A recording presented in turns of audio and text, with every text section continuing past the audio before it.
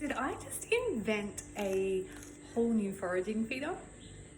I mean, that's ridiculous. Of course, I'm not the first person to ever use a Pak Choi as a bird treat, but I was making dinner and I thought I don't want the ends to go to waste. And I noticed they've got nice big deep gaps between all the little leaf things.